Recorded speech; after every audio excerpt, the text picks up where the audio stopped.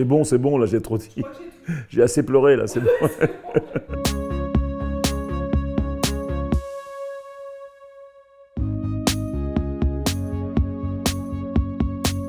C'est cette mère qui parle de son enfant handicapé. Avoir un enfant handicapé, c'est la preuve, pour moi, de l'amour infini des mères. Cet enfant ne me regarde pas souvent, ne m'embrasse pas, et je l'aime. Les familles d'handicapés, c'est pratiquement toujours des familles monoparentales, avec des femmes toutes seules qui se battent. Marie-Jo, une bonne sœur, qui s'occupe des réfugiés. Les après-midi, elle reçoit les femmes dans le sous-sol d'une église, près de la porte de la chapelle, et qui a une énergie incroyable, et qui a une joie en elle de s'occuper des autres tout le temps, comme ça, te donne une force intérieure incroyable. Ben, c'est très simple.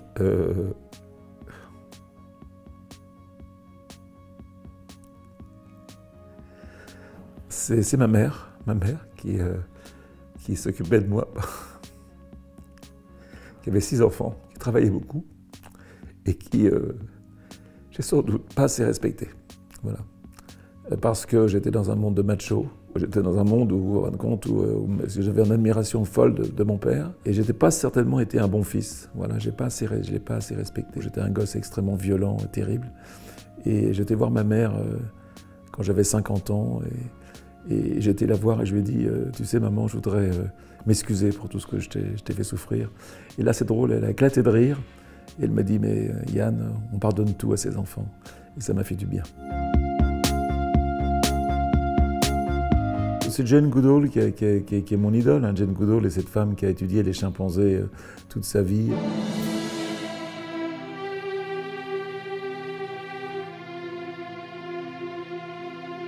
Et c'est elle qui m'a donné envie de partir travailler sur les lions au Kenya quand j'ai préparé une thèse, quand j'avais une trentaine d'années. Ce que je suis aujourd'hui, ça vient d'elle. Les femmes intouchables en Inde, ces femmes qui n'ont aucun droit, qui appartiennent à leur père, à leurs frères, à leur mari.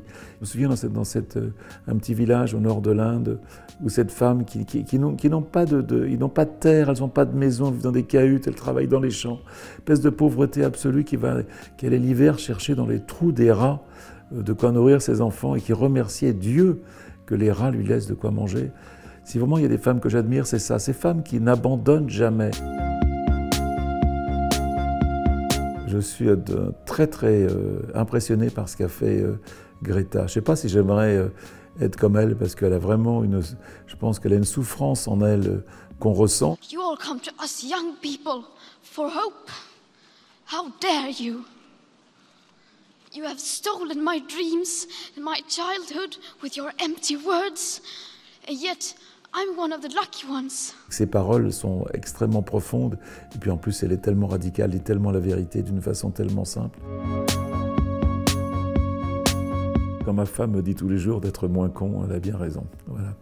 Ça, je pense que c'est le meilleur conseil qu'on peut me donner. Parce que je suis un garçon, que je suis un homme et que souvent je ne comprends pas.